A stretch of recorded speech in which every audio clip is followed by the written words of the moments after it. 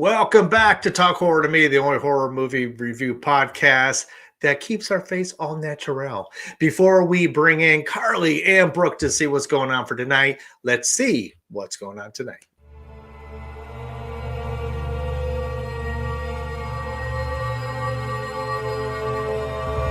Tonight we review The Substance. The Substance is a 2024 satirical body horror film written, directed, co-edited, and co-produced by Coralie Fargeat.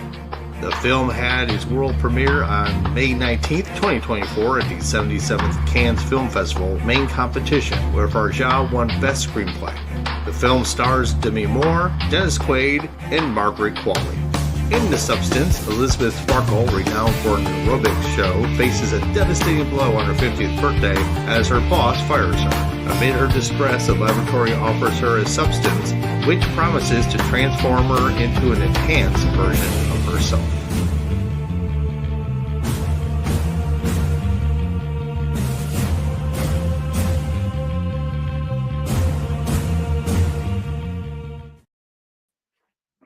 Welcome. Hey, Brooke, hey, Carly. Hey. Hello. How are you?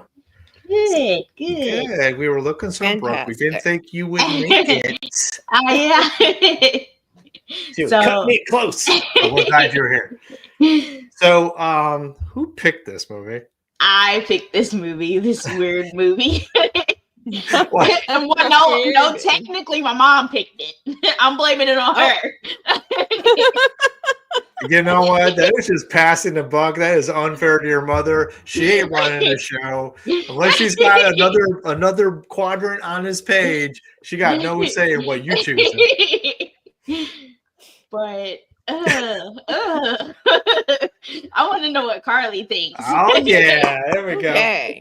All right. The beginning of the movie, I really was getting into it. I really despised Dennis Quaid, which you're supposed to. Mm-hmm. I loved Demi Moore. She did a fantastic job. And when they did the switch, it was easy for me to follow. It was easy to get into. And then you get to the end. Gross. You get to where it's just overdone. It was way overdone. They too Carrie-esque, except different. But it was I just did not like the end of it. I didn't. And that just kind of tanked the whole movie for me because I was having fun watching it. You know what I mean? Oh, I do know what you mean. But I actually really liked this movie. I thought it was like freaking. I love body horror in all shapes and sizes. I mean, I think I picked a couple body horror films. You and my mom are freaks. Y'all are freaks. Y'all are crazy. I liked it. I love the social commentary. I loved how the juxtaposition of somebody like Dennis Quaid, who's in charge of what people want to see. Mm-hmm. Where he's all being gross and like stuffing shrimp in his face and just being like just gross, like on so many levels. And then poor Demi Moore, who's doing her thing and seems to be still super popular at the time. All of a sudden, she gets canned. Right. So there's so many layers of that in terms of like aging out in Hollywood, and then of course her better self. You know, and like the whole thing of like that first transformation, the activation, the that was gross. Just crazy sewing up your own body. Yeah. Just all sort. I mean, it was gonzo. I loved it, and I actually loved the fact that if you go a little bit too long on your 7 days, all of a sudden your little finger could be all like, and like it's just like this subtlety that just like snowballed and give me more. I just need more time to be my best self. And then you leave behind this just shell of a person behind. We'll talk about the ending in a little bit, but Brooke, what did you think of this weird film? I thought it was weird. I called my mom as soon as it was over. I was like, "This movie's weird, Mom. Thank you."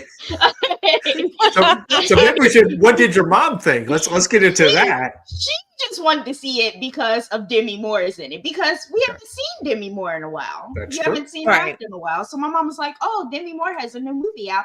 You should watch it." Blah blah blah. I'm like, "Oh, okay, this should be good." And I was like, "Mom, are you kidding me?" The first half of it was good. Yeah.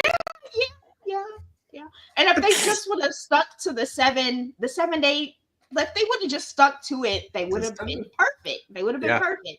Yeah. But the other girl, she got all greedy, and I'm like, just messed it all up. But I also think Demi Moore messed it all up as well. Yeah. Because in her 7-day stint, all she did was start getting more and more self-loathing about who she wasn't anymore and focus on the massive billboard that was Sue and not focus on who she could be in her 7 days. Yeah. And so it was another kind of like subtle social commentary about all you do is you chase and you don't achieve it. You covet it when somebody else is doing it. And all you do is just not do anything for yourself of value. Yeah. So she kind of lived for her other side to do more, which I think allowed, because they kept saying, you are one. You're not separate people. You are one. They kept saying that. And I think that the more she hated herself, the more Sue wanted to do more and more and more. Yeah. So I think we start, and again, I think I told you guys last week we weren't able to come on last week, but I had watched like 4 behind the scenes, like explaining the endings of this film. And there's just like so much subtlety and nuance and like subtext that when you see it from that perspective, it's really like a lot more powerful than just like something like coming out your back. I mean, I tell you, if nobody is going to open the door to that and say, "Come on in, hurry up," it's just not going to happen. I don't care. I don't know. Is he blind? Wait, are you telling me that if I staple a Demi Moore face on myself, I won't just get through every red velvet rope? That's funny. That's funny. Well, I think that was all in their head as well, which I thought was I did not see that ending coming. I didn't see that like Sue was going to try to make a better version of herself. Yeah. And what the result would be. Oh my God, that was where I think Carly and I agree a little bit that it got a little too gonzo, a little too like we're spraying the walls with blood. I think that just like went like to a level took me out of the film a little bit. It wasn't necessary. Oh, it might have been very necessary, but it did seem like 2 separate movies at that point. Yeah. And I think I think the kind of the cinematic and the tone all of a sudden just went like blip. Like just like spiked in a whole different direction. I'm like, wait, what just happened? But I was in it. I was in it for the ride. I'll tell you that. Man, I don't know. If I was in that situation and I could have like a second person, I would make them go to work and I would sit at home all day watching TV. I'd be like, yeah, you can go to work. Go ahead, make the money. Well, I mean, I think that's what was happening, and you were sitting there making French food. Right. And stuffing your face with chicken. I don't know. Yeah. Well, okay. All right, Carly, before you even say another word, let's find out what's our favorites. So, Brooke, who wants to go first? Brooke, you want to go first? Carly, want to go first? I'll let you go first. What? I mean, I will say there was some disgusting things in that third act that, I mean, we're talking about like breasts like popping out of eye holes and just like, I mean, so it disgusted me so much. That's what I loved about it, because it was just so over the top. But I think my favorite part in general is just what this story was trying to say. I think that's probably why Dennis Quaid and Demi Moore were attracted to the project, because of the social commentary.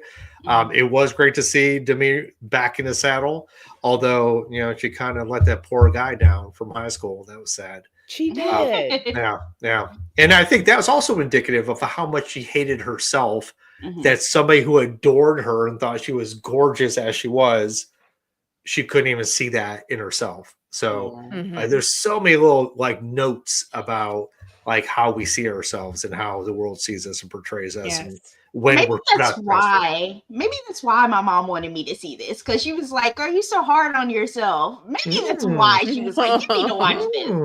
Maybe. Could be. I like that. How about you? Mom psychology. Yeah, right. She's like, watch this movie, be a better person. But how about you, Carly? Favorite part? I'll tell you, when the first change was happening, you see an eye and you see another eye. Yeah. Oh, that was so gross and so fantastic. Just the whole first transition has got to be my favorite part of it. I agree. It was pretty solid, although I'm trying to think, it's like, did they have instructions that she was supposed to sew up the back? I was like, okay. I was just like, and how would you know how to do it? It's like, this will be fine. Yeah, this will work out. No scar. It'll be clean. Yeah, put some aloe on it. What happens after that? And what about you, Brooke? What was your favorite part? Okay. Of all your favorite parts? So my favorite part is when Demi Moore's little head is crawling to her little star. And she's looking up at the sky. Like, that was my favorite part. And that's why I put it in. That's why I put it in the movie package, because it was like, I don't know, so indicative of what this movie was. And I think, honestly, that the intro of them putting down the star, and like it was brand new and people were taking pictures with it, and over time it starts cracking and people just walk over it and don't even notice it anymore. And then at the end where she's like, "Oh, it's me, my star," and then she just like deteriorates into a big blob and then gets vacuumed up at the end. I mean, I think that was pretty much indicative of how people see themselves. Like they have a rise and they think they got stardom, and then they could become a has-been so quickly and forgotten so quickly. What's your legacy? And I think that was I think that beginning part and the end part wrapped up, like it could have been like a 4-minute film, like a short film would have been an awesome portrayal of just that star on the Walk of Fame and what becomes of it. I thought that was pretty cool. So I totally dig that. I'm just saying. Well, that was a good analogy. All right. So, Carly. Yeah. Because you seem to have such a visceral reaction to the film. I need you to let us know what your pros and cons are. My pros, my pro is the storyline itself. It was very meaningful to me. You know, I'm 52, going on 53 years old. I get where she was coming from. I really do. That's the pro. The con is they just went over the top at the end. For me, too much. Too much blood, too much weirdness. I mean, I get it. You're about to be 53? I know. She doesn't look a day over 39. My mom is 54. I'm like, what? Carly, do you see what we have to deal with on the weekly? This young buck saying, "You're as old as my mom." You know what I'm saying, young lady. You know, in my day, we didn't have films like this. Actually, we did. It was called Elephant Man with John Hurt, and it was amazing. Look it up. Okay. I will go next. Pros and cons. I mean, the practical effects in this film were stunning. Yes, the ending, the con of the ending on stage with just the freaking like wash of blood all over the place, almost like a over the top Carrie in the auditorium. It did seem excessive. And I think there's probably a point, if I didn't dig into it, I didn't know what the director was thinking, but I think there was a point of like the absurdity that like at the end when she was on stage, she was very much like, but it's me, you know, it's just me. She was her better self in terms of acceptance. But yet the way everybody saw her was this monstrosity, which is why they even had the title card of her name was like monstrosity something or other. I like the like the transition. I love, like you said, I love the story. I love the pace of it. I love the dichotomy between the younger self and older self, but you're still the same person, but you're somehow you hate yourself so much you cause yourself to divide and go further out. For me, that was like, wow, I hadn't seen a social commentary movie in a while that was so strong. I mean, the monstrosity was a monstrosity, and it got a little crazy at the end. And I mean, I did like how she was so desperate to get to her star, what she had to do to get to her star at the end. And I did like it. It was very cool. But I can see that somebody watching this movie be like, oh my God, I loved it up into minute 120 or 1 hour, 20 minutes. And then like turned it off because it turns into a whole other thing. So what about you, Brooke? Yeah. Okay, my pro is like you both said, the storyline. I like how they came up with the idea of getting your better health, your better self out and like into the world and stuff like that. I like that idea. That was nice. The con is, I guess they could have left out the guy. I don't like the love story in it. Like, you know, the guy that came and was in there with Sue. You know what I'm talking about? Oh, yeah. Like he was just irrelevant. Like, you talking about the neighbor? The motorcycle guy. Oh, the motorcycle guy. Yeah, like he was irrelevant to me. Like I don't think he should have. There was no point to him. Yeah, like.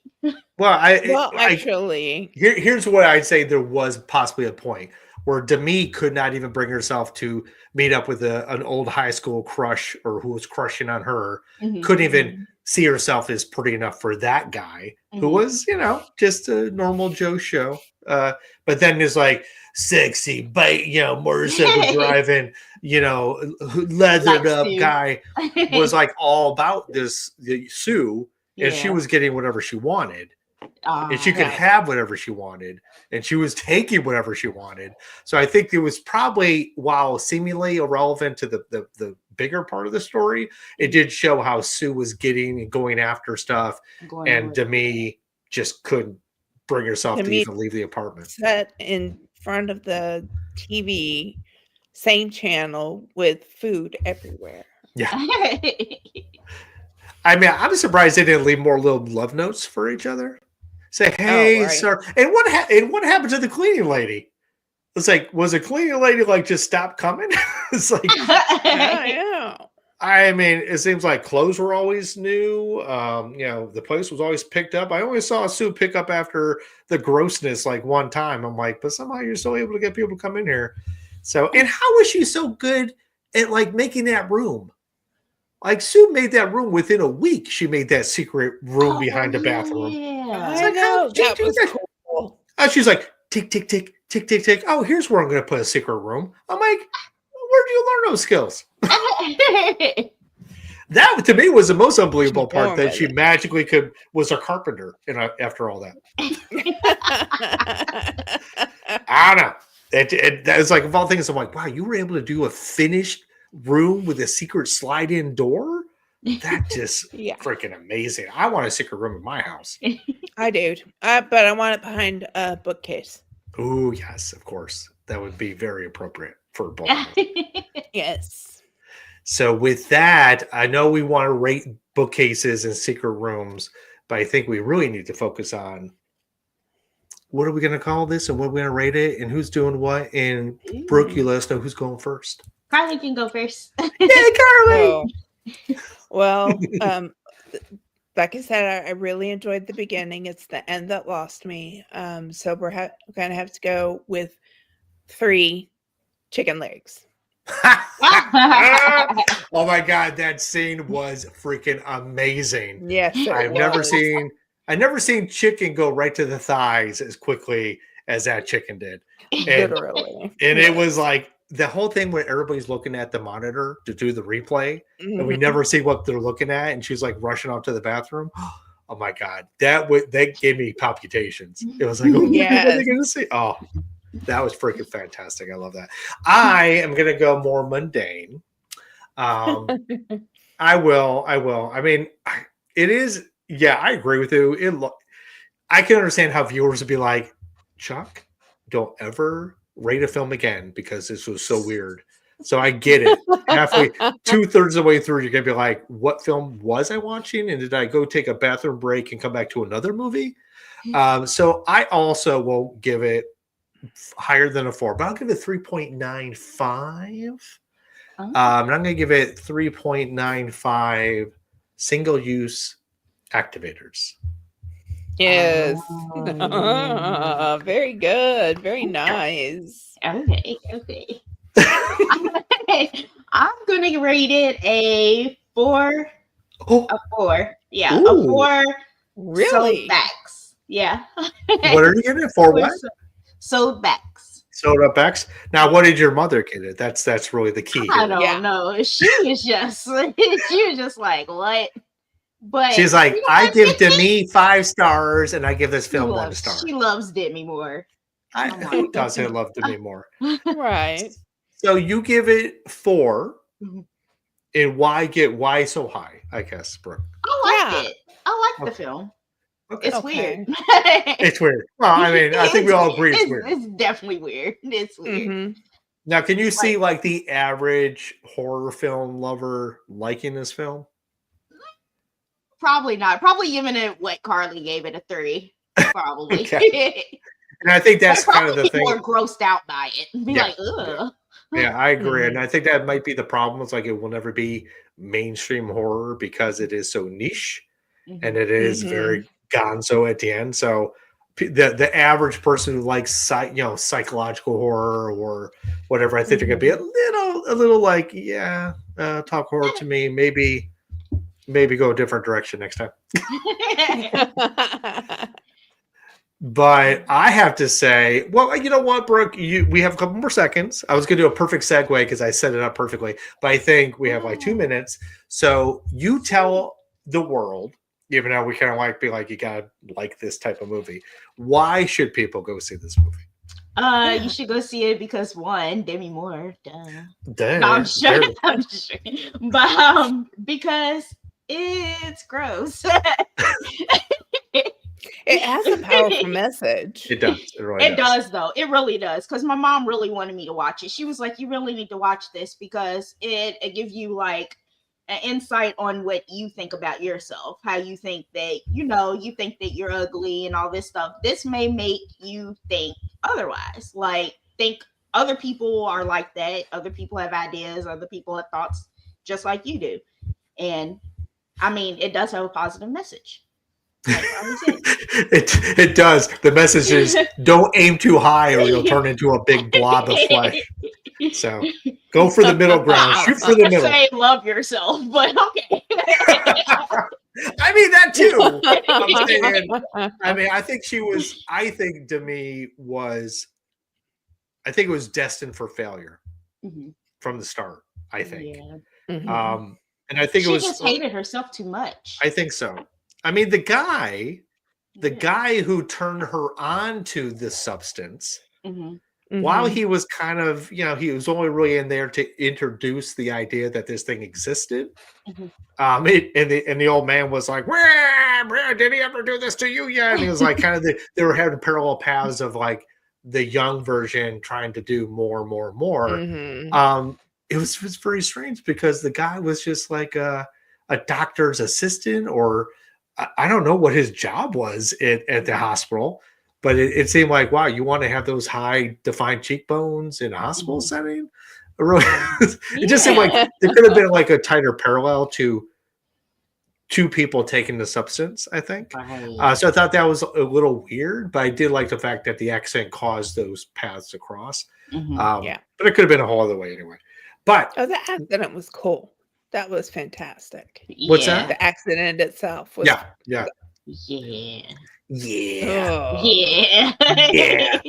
We all love a good accident. Realistic. Yeah, it was really so realistic and you were there.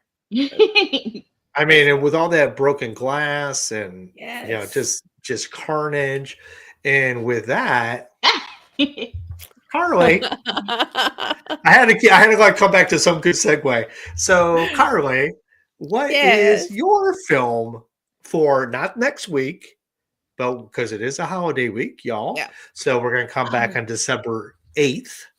So 2 Sundays from now, just FYI. So happy holidays to all and all good night. But Carly, what film are we watching next week or next time? We are watching the third in the Unbreakable series. We are watching Glass. I forget you was doing those. I have never seen it. Oh, Carly, you're such a baby.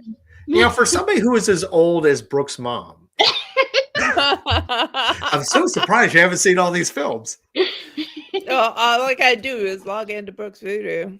That's true. It got everything on there. Oh yeah, so for us, for this team, we will be watching that film on Vudu, courtesy of Brooke.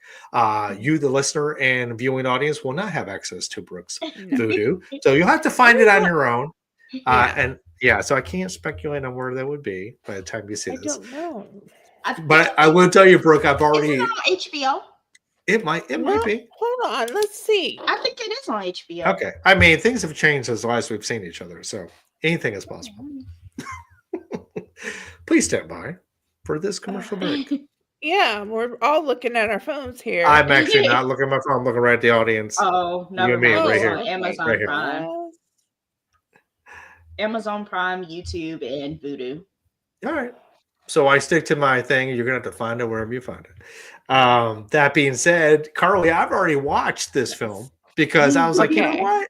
I knew we were going to do the triple. I might also just watch it directly after the second one. Because they are so tightly strung together.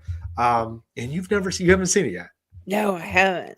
I'm excited. I hope you. I think we should dedicate the entire time for you talking about the whole film.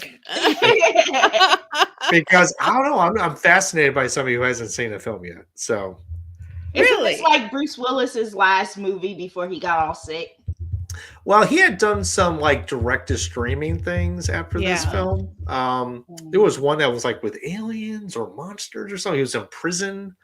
I don't remember what it was called, but there was a couple of direct to streaming things he had done. But I think this is probably one of his last major theatricals. Unfortunately, and it is so sad. Yeah, it is sad. I mean, it probably was almost showing during this film as well. And you could definitely see his decline in some of the other things he had done after. But we love Bruce Willis. He's my favorite Christmas movie character. Yes. Fun fact, Demi Moore and Bruce Willis was married. No, sure. Everybody they were married in the 90s. Everybody knew that. Well, I mean, three girls. Was it 3 girls? Was there a Fiona in there, or am I thinking? No. Okay. And they all look just like Bruce Willis. None of them look like this. Is that a good thing? Oh wait, wasn't Rumor and Easy A? Yep.